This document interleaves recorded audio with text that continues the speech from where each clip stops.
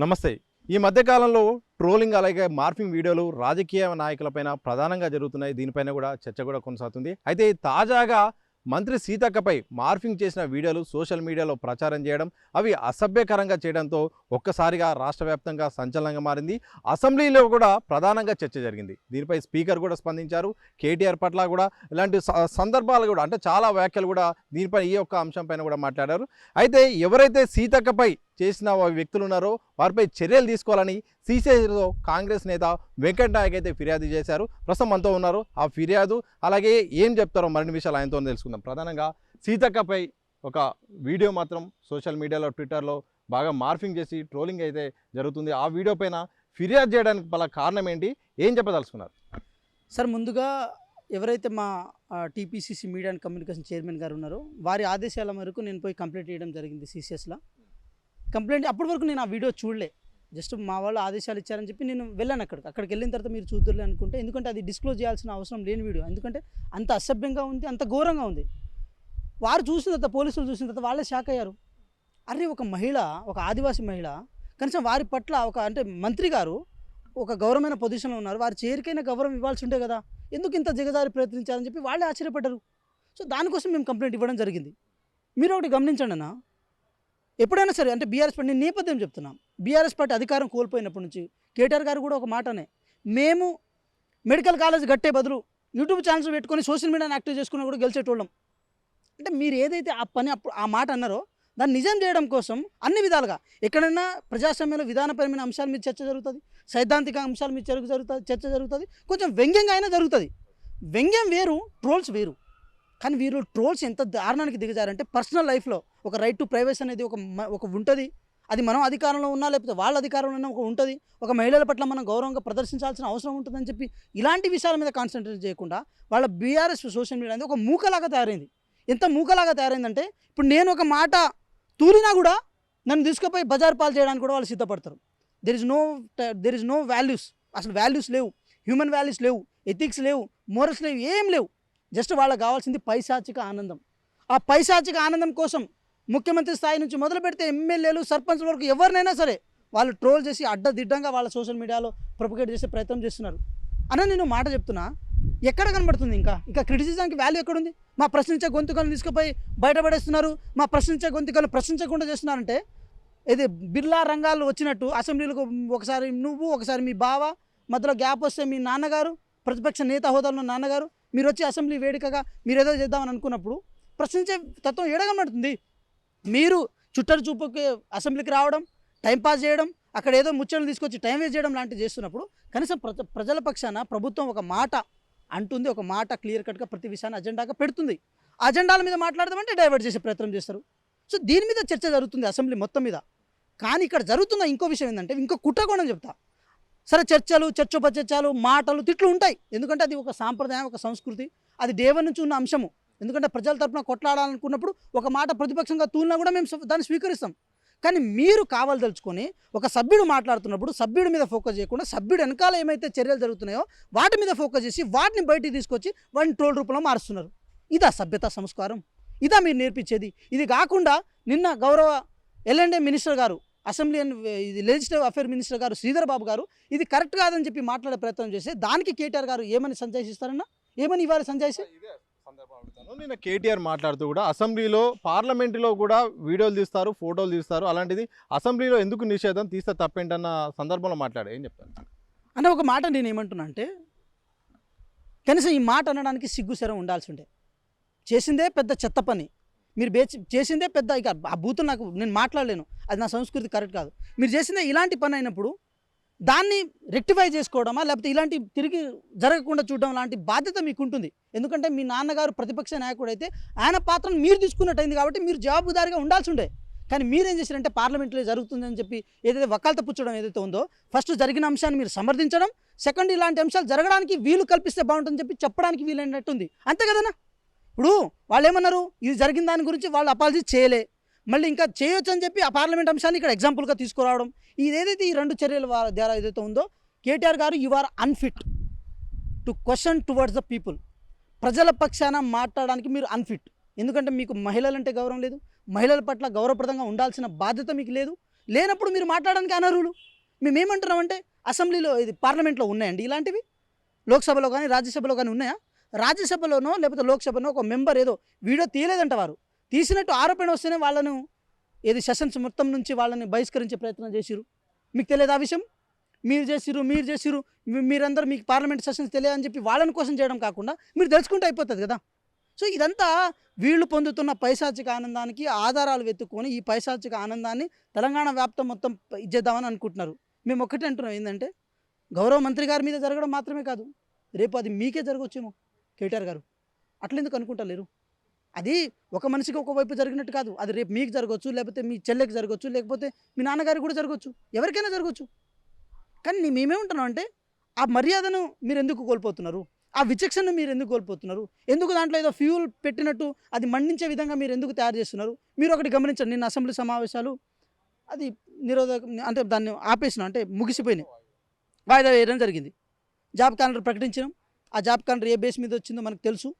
100% job calendar ప్రకటించే బాధ్యత అసెంబ్లీకి ఉన్నప్పటికీ కూడా దాన్ని వెబ్ నోట్ ఇచ్చే బాధ్యత టీజీపీఎస్కి ఉంటుంది. అది టెక్నికల్ అంశం. అది మీకు తెలియకపోతే మేమేం చేసేది లేదు. అయినా సరే మీరు బయటకు వచ్చారు, ఎందుకంటే మీరు ఏదో ఒకటి చేయాలి కాబట్టి బయటకు వచ్చారు, అక్కడ కూర్చున్నారు. ఇదే సందర్భంలో వాళ్ళు ఏమంటున్నారంటే, జాబ్ క్యాలెండర్ ప్రకటించారు కానీ 2 లక్షల ఉద్యోగాలు ఇస్తారని చెప్పి అసలు ఉద్యోగాల లెక్క లేదు, ఎక్కడ లెక్క లేకుండా ఊరికే అట్లా నెంబర్లు ఇచ్చారు, తేదీలు ఇచ్చారు, దీని ద్వారా నిరుద్యోగులను మోసం చేశారని కూడా ప్రధానంగా బీఆర్ఎస్ ఆరోపిస్తారు.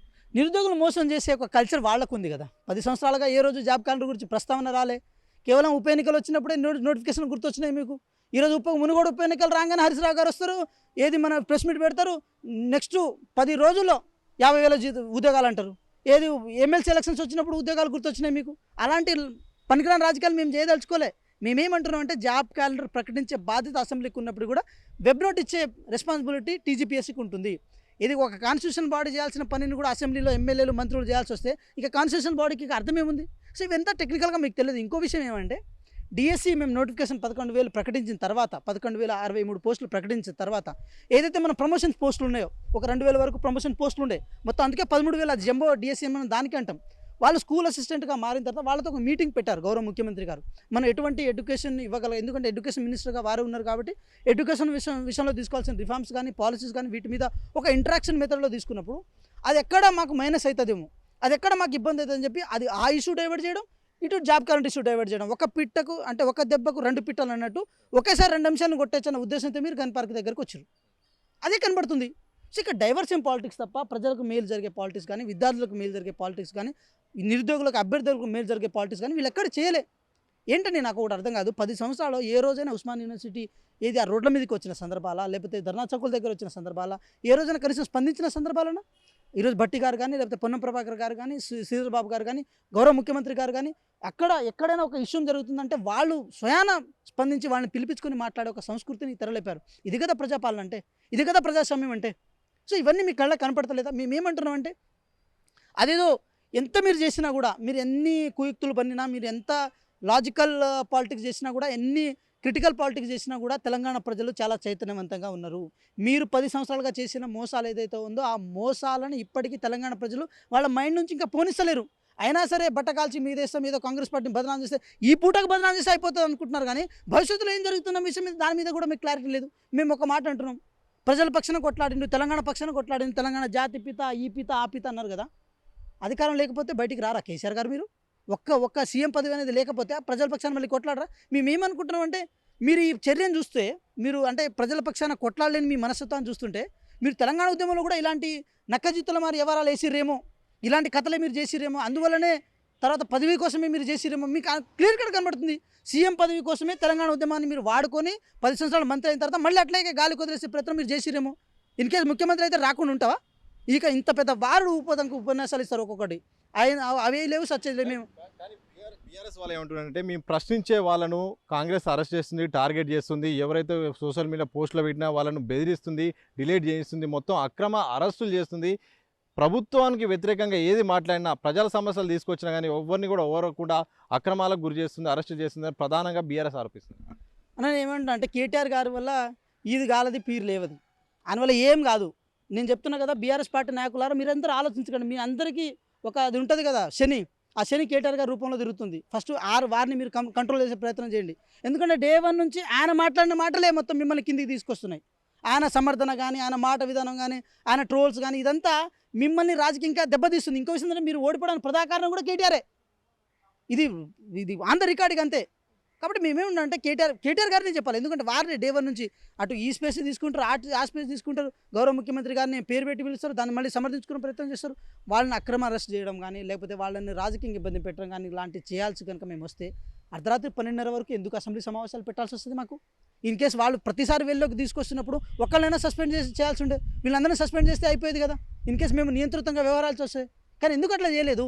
సభ సజావుగా జరగాలి, పద్ధతుల మీద ప్రాపర్ పద్ధతిలో మనం ఏది మాటలు జరగాలి, ప్రజలకు ఒక మెసేజ్ ఇవ్వగలగాలి, మన బడ్జెట్ మీద వాళ్ళకి ఏదైతే మనం ఖర్చు చేయగలుగుతామో దాని మీద చెప్పగలగాలి. అటు బడ్జెట్ మీద కానీ, అది విధానాలపరమైన అంశాలు కానీ, ఏదైనా సరే ఈ ప్రజాపాలన ఏదైతే ఎంత ట్రాన్స్పరెన్స్గా నడుస్తుందో ఆ ట్రాన్స్పరెన్సీని ప్రజల్లో తీసుకెళ్లే బాధ్యత మనకు ఉంటుందని చెప్పడానికే కదా ఇదంతే. సో దాన్ని మీ కళ్ళకి తెలియకపోతే ఎట్లా? మేము ఏమంటారంటే, మీరు అదేదో ఒక సినిమాలు ఉంటారు కదా, రౌండప్ చేసి కన్ఫ్యూజ్ చేయకండి, కన్ఫ్యూజన్ ఎక్కువ కొట్టేస్తా అన్నట్టు వీళ్ళందరూ కన్ఫ్యూజన్ చేస్తుంటారు. అయితే హరీష్ రావు గారు వస్తారు, మేము ఎక్కువ కొట్టేస్తాం. ఆ విషయంలో మేమేమంటున్నాం, ఇది మా 100% హరీష్ రావు గారు కానీ, కేటీఆర్ గారు కానీ ఒక సందర్భంలో ఈయన వస్తాడు, ఒక సందర్భంలో ఆయన వస్తాడు. అంటే ఇదేనా ఏది మన అది ఇర్రెగ్యులర్గా స్టూడెంట్స్ అప్పుడప్పుడు వచ్చి హాజరు చేసుకుని పోయేది ఇది. మరి కేసీఆర్ గారు అయితే దారుణం, 5 నిమిషాలు ఉన్నాడు, 10 నిమిషాలు ఇట్లా కూర్చున్నారు, జస్ట్ విన్నారు, బయట పోదు అంత. ఏదో ఆయన భాషలో అంటారు బబరాజమానం భజగోవింది అన్నట్టు ఆయన అనుకుని వెళ్ళిపోయినట్టు జరిగింది. మేము ఏమంటున్నాం, ఒక్క మాట మీరు గమనించండి అన్న. ప్రజల పైన ప్రేమ ఉన్నాడు, ప్రజల పక్షాన కొట్లాడాలని అనుకున్నాడు, ప్రజల పక్షాన గొంతు చిచ్చుకుందామని అనుకునేటోడు ఓపికతోనైనా అవమానంతోనైనా ప్రజల పక్షాన్ని నిలబడతాడు, కూర్చుంటాడు. ఆ ఓపిక నీకు లేదంటే దాని అర్థం ఏంటి? నీ పవర్ మీద ఉన్న అధికారం, అంటే నీ పవర్ మీద ఉన్న కాన్సన్ట్రేషన్, నీ పదవి మీద ఉన్న కాన్సన్ట్రేషన్ ప్రజల మీద లేనట్టే క్లియర్ కట్గా తెలిసిపోయింది.